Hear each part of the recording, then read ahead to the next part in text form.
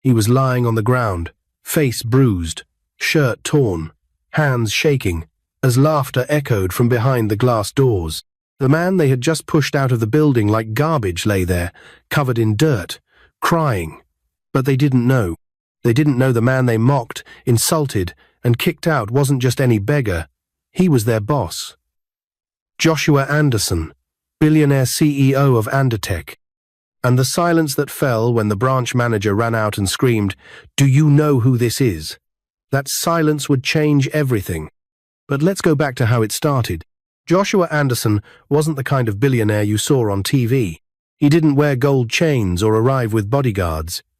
He had no flashy cars parked in front of his office. In fact, if you saw him walking past, you'd probably think he was a regular staff or even a cleaner. But at just 30 years old, Joshua had built one of the biggest tech companies in Africa, Undertech.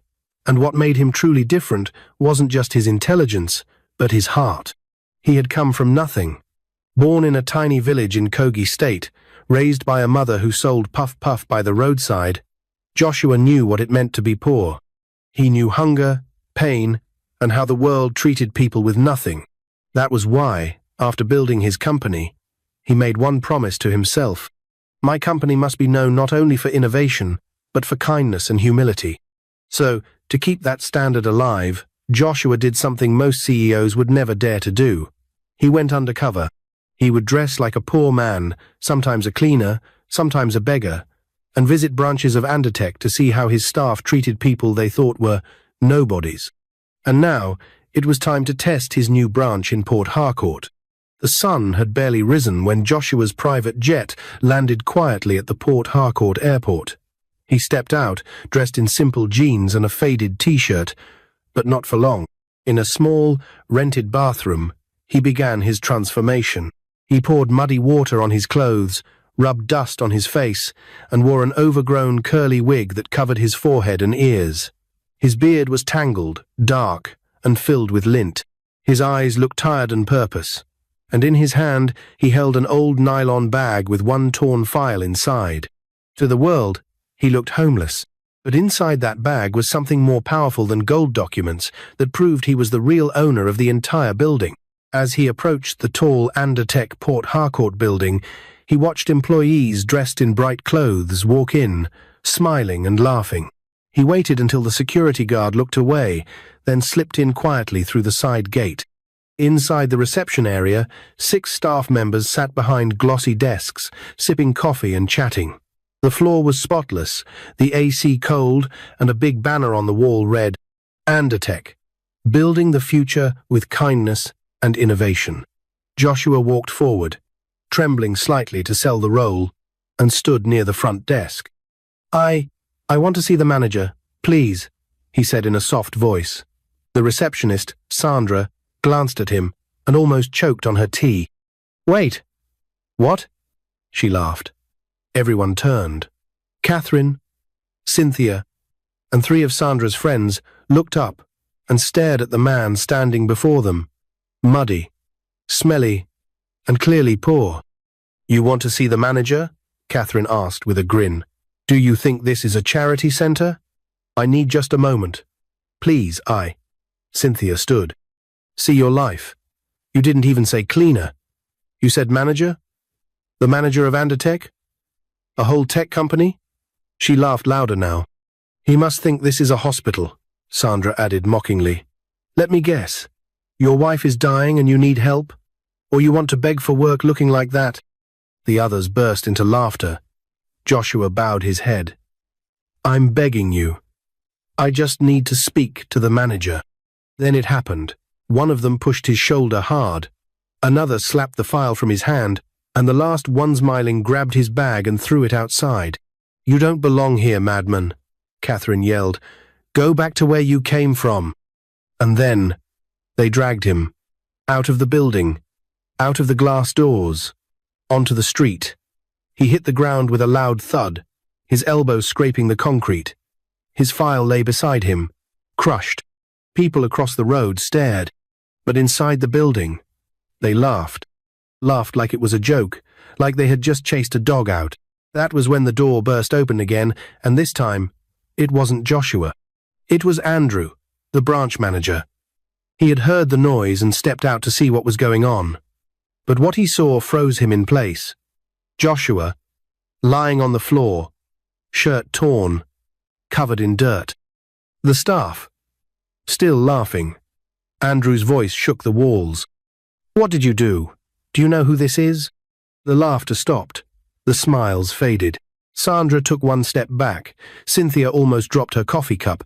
Andrew ran forward and helped Joshua stand. "I'm so sorry, sir, please. I had no idea," Andrew said, breathless. Joshua said nothing at first. He wiped his face, picked up the torn file, and turned to face them. Each of the staff dropped to their knees, now crying. "Please, sir, forgive us. We didn't know."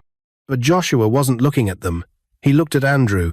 "Even if they're the most skilled workers in this state," Joshua said slowly, "we cannot work with them. Not here. Not in this company." Andrew nodded, chest tight, heart racing. "We don't only hire skill, we hire character, we hire compassion. And what I just saw here today," he paused, "is everything I've worked my whole life to fight against." One by one, their names were called. One by one, they were dismissed. And as the tears flowed and the begging began, none of them could believe the truth. The man they bullied was the billionaire they always bragged about working for. Joshua Anderson. That night, Sandra sat alone in a one-room apartment with no fan and no food, tears running down her face. On the tiny table beside her lay the newspaper headline, "Anditech CEO exposes staff in undercover visit. 5 dismissed for bullying." And just as she stood to switch off the light, her phone buzzed. She picked it up. It was a message. She read the message carefully, her eyes widening with excitement, as she was invited for an interview tomorrow at one of the small companies she'd applied to. But her joy was short-lived. She dropped her phone and burst into tears when she thought of what they had done to themselves.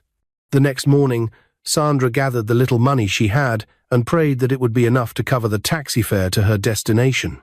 As she stepped out of the taxi, she asked the driver for her change, but he refused, claiming the amount was correct. Sandra insisted, knowing she had given him more than the fare, and she desperately needed the balance since it was all the money she had. In the heat of the argument, she stepped onto the road and was hit by an incoming motorcycle. She lost consciousness and was rushed to the hospital. Sandra's eyes fluttered open. Bright lights, white ceiling, beeping sounds, the faint smell of antiseptic. She tried to sit up but winced in pain. Her left leg was bandaged. Her arms were scraped.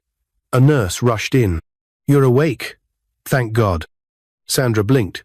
Where am I?" "General Hospital," the nurse replied gently. "You had an accident. You hit your head." Sandra closed her eyes as tears escaped from the corners. Her heart ached not just from the bruises but from everything. It had only been 2 months since she was dismissed from Anditech. Life had gone downhill fast. No company wanted her. Her name had made rounds on social media. Her face had appeared in headlines. Arrogant staff bullied billionaire CEO disguised as a beggar. Doors shut the moment her CV hit HR desks. Even her friends had started avoiding her, except a few Catherine, Cynthia, and the others who were dismissed with her. They were all broken, struggling, and angry at the world. But now, here she was injured, jobless, and alone. At least, that's what she thought. Until the door opened. She turned slowly and froze. Standing there, with quiet confidence and eyes that held no anger, was Joshua Anderson. Sandra's lips trembled. "Sir?" Joshua stepped in, holding a brown paper bag. Behind him, her 4 former colleagues, Catherine, Cynthia, Blessing, and Linda stood at the door, wide-eyed in disbelief. None of them could speak. "Good afternoon," Joshua said calmly. "Can I come in?" Sandra burst into tears. She tried to sit up again, but he raised his hand gently. "Don't stress yourself." "I'm so sorry," she whispered. I don't know what came over us. That day I'm not here for an apology," Joshua replied. He placed the bag on the side table. "I paid your hospital bills. You need to rest. Eat. Heal." Catherine entered slowly. Sir, you came to visit her? He turned to them. All of you. They looked at each other, confused. Joshua sighed, then sat in the visitor's chair. When I left the Port Harcourt branch that day, I told Andrew something. They listened, barely breathing. I said morals are just as important as skills. That still stands. But I also believe people can grow. People can change. You just have to want it. No one said a word. Then Joshua looked at Sandra. You were cruel. But I've seen cruelty before. What struck me that day was the emptiness behind your anger, like you were fighting something inside. Sandra wiped her eyes. I lost my father 2 years ago. My brother is disabled. I pay rent for my mother's shop. I was angry at life, and I poured it on everyone else. Joshua nodded. We all have pain, but it's what we do with it that defines us. He reached into his coat and pulled out 5 neatly sealed envelopes. Each one had a name. Sandra, Catherine, Cynthia, Blessing, Linda. They looked down at the envelopes in his hand. These are letters of reinstatement. They gasped. Sandra's lips parted. What? I spoke with Andrew. Joshua continued. You'll all return to Andertecan probation. You'll resume as interns. No fancy positions, no titles, no special seats. You'll rebuild your trust, from the ground up. Linda's knees buckled and she sat down. Sir, you don't have to do this. Yes, Cynthia whispered. After everything we did? I know, Joshua replied, but sometimes people don't need punishment. They need a second chance. 3 months later, back at Andertech's Port Harcourt branch, everything had changed. Sandra now arrived early before even the cleaners. She wore simple clothes. She helped the receptionist arrange chairs. She even brought snacks for the janitors. Catherine and Blessing were seen guiding visitors politely to their offices. Cynthia and Linda volunteered to train new staff on emotional intelligence. Rumors spread fast. Those are the girls that bullied the CEO.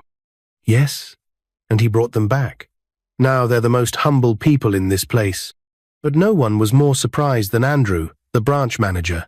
These were no longer the arrogant girls he once feared would ruin his branch's image. They had become the heartbeat of the office. Then, one day, during a youth empowerment conference sponsored by Andertech, the 5 ladies were invited to speak. Dressed in matching Ankara gowns, they stood on stage, eyes full of emotion. Sandra stepped forward first. We were once the kind of people who thought power made us important, that the job made us better than others. We laughed at a man because of his clothes, not knowing he owned the building. The crowd gasped. Catherine continued. But he didn't fight us. He taught us. He gave us a second chance. And that changed everything. Tears rolled down cheeks in the audience. The women smiled at each other. Today, we've created something new. A foundation. For people like us. For anyone who was once broken, angry, or forgotten. Sandra raised her hand. It's called Second Chance. Thunderous applause filled the hall. In the front row, Joshua Anderson clapped slowly. A soft smile played on his lips. The man they once mocked had become the reason they found purpose. As the conference ended and the crowd began to leave, a man in a dark suit approached Joshua quietly. Sir, something strange just happened at the Lagos branch, he whispered. Joshua raised a brow. Strange? Yes, sir, there's a woman who says she's your sister, and she's demanding to take over Andertech. Joshua stood still, his face suddenly unreadable. My sister is dead, he said coldly. But something in his eyes flickered. Was this the start of a new storm? Joshua Anderson sat in the back seat of his car, staring through the window as the city of Lagos flew past in a blur. The man beside him, his personal investigator, Kunle, remained silent, but Joshua's mind wasn't quiet. She says her name is Chiamaka, Kunle finally said. Early 30s, dark-skinned, slender. Claims she grew up in Benue State after your mother supposedly abandoned her during the war. Joshua's jaw tightened. I'm an only child, he replied. Sir, Kunle said carefully. She came with papers, photos, Even a copy of a birth certificate with your mother's name on it." Joshua turned sharply. "A forged document means nothing." "I agree," Kunle said, "but she looks exactly like your mother. Like you." Chair was silence. That was the problem. Joshua had no living family. His mother died 10 years ago. He had buried her himself. His father was never in the picture. For years, he had carried the loneliness of being the last Anderson. So how could someone walk in now, claiming to be blood? They arrived at the Anditech Lagos headquarters, a shining skyscraper in Victoria Island. The moment Joshua stepped out of the car, security stood straighter, staff whispered, and cameras blinked. He ignored it all. "Where is she?" he asked. "Conference room 4, Kunle replied. They walked fast, straight to the private executive floor. Joshua stopped just before the door, took a breath, and opened it. Inside sat a woman, tall, graceful, and calm. She stood as he entered. "Joshua," she said softly. He stared at her hard. Her face, it was hauntingly familiar. The sharp jawline, the high cheekbones, the almond-shaped eyes. He said nothing. "I'm not here to take your company," she said. I've been searching for years. My mother told me about you before she passed away." He frowned. "Your mother?" She nodded. Her name was Grace. Joshua felt the name hit like thunder. That was his mother's name too, but it didn't make sense. "I buried my mother," he said. 10 years ago." She stepped closer. "So did I." Joshua remembered the day. Rain pouring down in the village. A cheap coffin. A woman lying peacefully with hands folded across her chest. But what if? What if she had left behind something she never told him about? A secret child? He shook his head. "Why come now?" Chiamaka took out a folded letter from her bag. "This is from her," she said. "She asked me never to come forward unless I was truly ready to forgive her for keeping us apart." Joshua hesitated, then took the letter. It was his mother's handwriting, shaky, emotional, and real. "My dear children, if you ever find each other, I pray you forgive me. I did what I had to do to survive. The war separated us. The pain kept us apart. But I loved you both. Always." His hands trembled slightly. Later that night, Joshua sat alone in his private penthouse, the letter lying open beside him. If this was true, he had a sister, a real sister. But then why now? Why show up just as Second Chance was launching? Why appear when Anditech was expanding across 3 countries? He picked up his phone and dialed Kunle. "Keep eyes on her. I want a full background check, birth records, schools, even her fingerprints." "Already on it," Kunle replied. "But there's something else." Joshua waited. "She's been meeting secretly with one of our former board members, Mr. Kelvin Dyke." Joshua's heart sank. Kelvin. The same man he had forced to resign 3 years ago for embezzling millions. This was no coincidence. The next morning, Sandra sat in the Second Chance office when Joshua walked in, face tense, voice low. "I need your help," he said. Sandra stood quickly. "Yes, sir." He looked her in the eyes. "You've seen both sides of life. You know what betrayal looks like. I need someone who can read people." Sandra's eyes widened. "You think she's lying?" "I don't know what to believe," he said. "But I trust you." She nodded, suddenly aware of how far she'd come. Just months ago, she had spat on this man. Now, he was asking for her help. "I'll talk to her," she said. "As a woman, as someone who's been given a second chance." Joshua nodded slowly. "Don't let her know I sent you." Later that day, Chiamaka sat at a cafe on the island when Sandra walked in. They had agreed to meet as 2 women trying to understand each other. Sandra smiled politely and sat down. "You must be overwhelmed. Finding a brother like Joshua." Chiamaka smiled. "It's been a whirlwind." They talked about childhood, about life, about the pain of abandonment. But as the minutes passed, Sandra noticed small cracks in Chiamaka's story, dates that didn't match, a photograph that looked too recent to be from the 90s, and the way Chiamaka kept checking her phone nervously. Then it happened. Chiamaka stood to go to the restroom, leaving her phone behind. It buzzed. Sandra hesitated, then picked it up. A message flashed on the screen. Kelvin says the board will support your claim if Joshua resists. He has copies of the fake DNA ready. Don't mess this up. Sandra's breath caught in her throat. Fake DNA? Kelvin? It was a setup. She had to act fast. That evening, Sandra ran into Joshua's office, sweating. "She's not your sister," she shouted. But just behind her, the doors opened again. Chiamaka stood there, eyes cold, smile gone, and beside her was Kelvin Dyke, back from the shadows. "You're right," Chiamaka said. "I'm not your sister, but that won't matter once I take everything you built." Joshua rose slowly from his chair, his eyes, calm but deadly, locked onto Kelvin Dyke, the man he had once trusted with his boardroom secrets. Kelvin, now dressed in a navy blue designer suit and fake confidence, stepped in beside Chiamaka, who stood with arms folded, her fake smile gone. The silence in the room could slice steel. Joshua's voice was low, controlled. "You faked an identity, created a sister, and now you think you can take over Undertech?" Kelvin chuckled. Joshua, always too noble for your own good. You built this empire with your heart. But in business, heart doesn't win. Strategy does.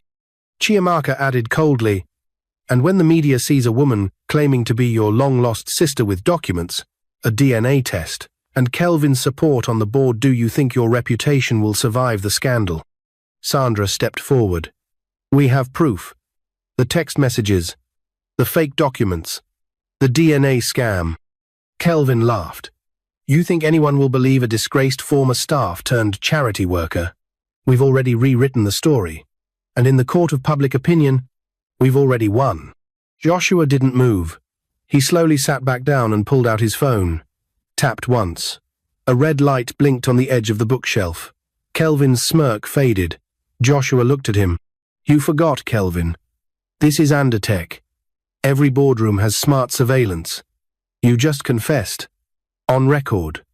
Chiamaka turned pale. Sandra's jaw dropped. Joshua turned the screen to them and pressed play. Their voices echoed back clearly. "He has copies of the fake DNA ready. Don't mess this up. I'm not your sister. Once I take everything you built." Checkmate. Kelvin reached forward, trying to grab the phone. Two security officers burst in. Joshua stood, finally. "You once told me business was all about power, Kelvin, but I learned something else on my way up." He stepped toward them. "Character sustains what strategy can build. You can't destroy what you never built." With a wave of his hand, the guards handcuffed Kelvin and led him away, silent and defeated. Chiamaka, now shaking, collapsed into the chair. Tears streamed down her face. I was desperate," she whispered. "Kelvin found me when I had nothing. I thought I could start over." Joshua stood still, heart heavy. "Then why lie?" he asked quietly. "Why fake family?" She looked up at him. "Because you were everything I ever dreamed of in a brother. And I thought if I had a story, you might let me close." He closed his eyes. So much pain. So many lies.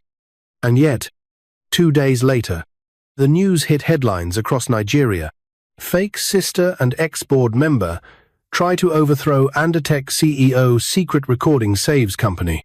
Sandra Ogudu, former disgraced staff, helps expose billionaire CEO scam plot. The country buzzed. On social media, Sandra became a trending topic. From disgrace to grace. Undertech scandal. Second chance saves the day. People were inspired by the turnaround. That week, Joshua called a company-wide town hall. Every branch tuned in. Thousands of employees watched. He stepped onto the stage at the Lagos HQ. The light hit him just right, calm, confident, and human. Beside him stood Sandra. She was no longer a disgraced intern. She was now the official director of ethics and employee culture for Undertech. Sandra spoke first.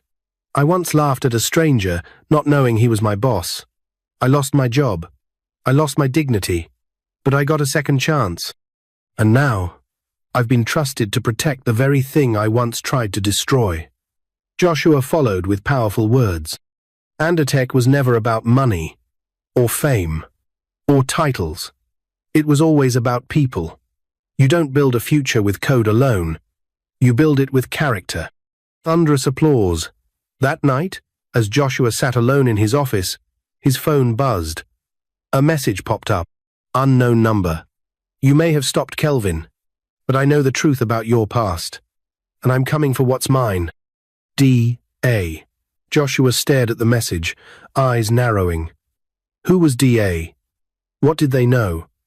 And why did it feel familiar? Joshua Anderson didn't blink.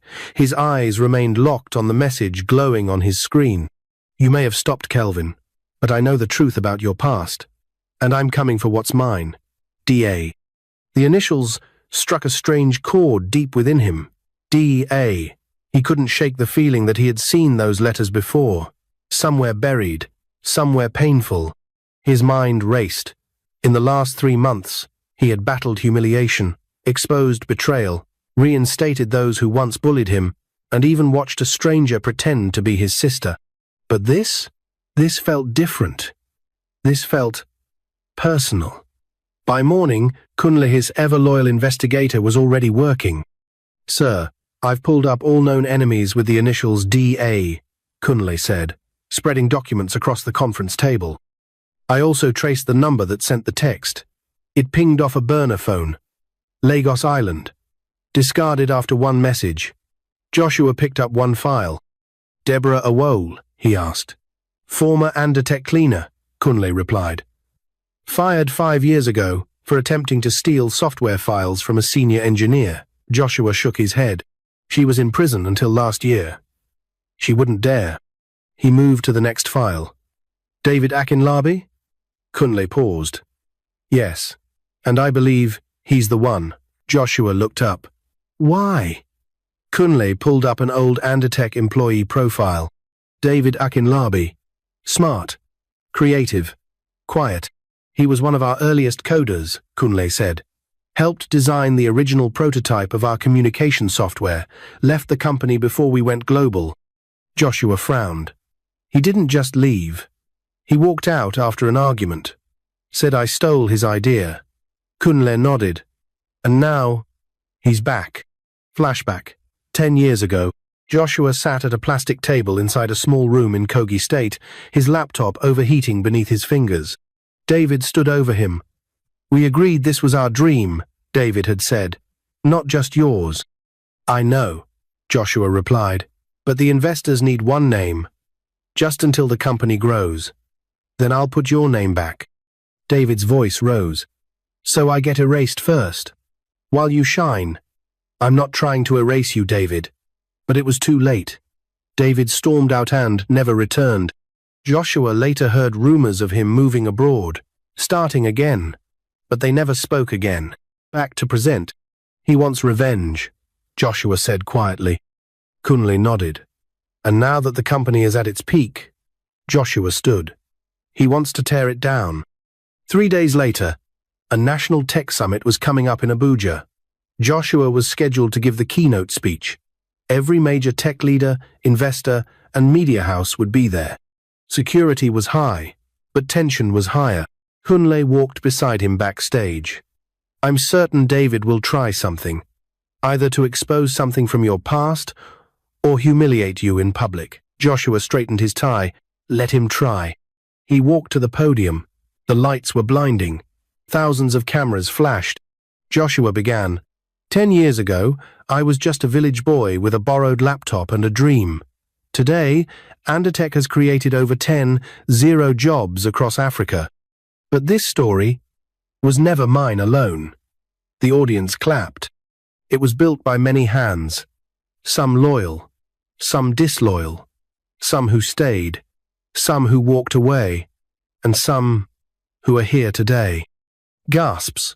A man in the middle row stood.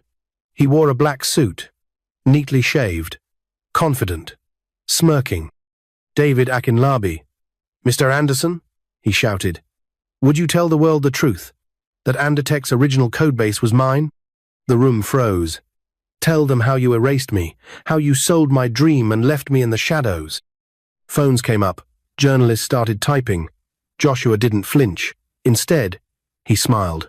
David, welcome back. Murmurs. You're right. You helped build the original idea. And yes, you walked away. But I never erased you. In fact, he pulled a paper from his jacket. In our original partnership agreement, which I registered quietly with the CAC, your name was never removed. Your 10% share still exists. You were never removed from the founding structure. Gasps again.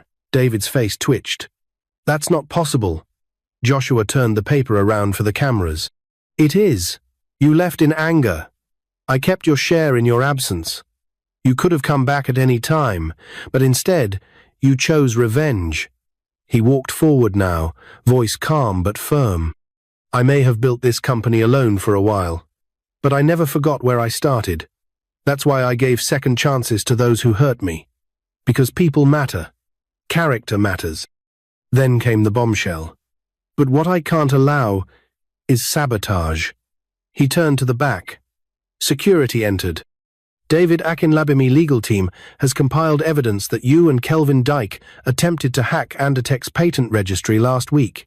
You cloned our signature product and tried to sell it under your new firm abroad. The crowd erupted.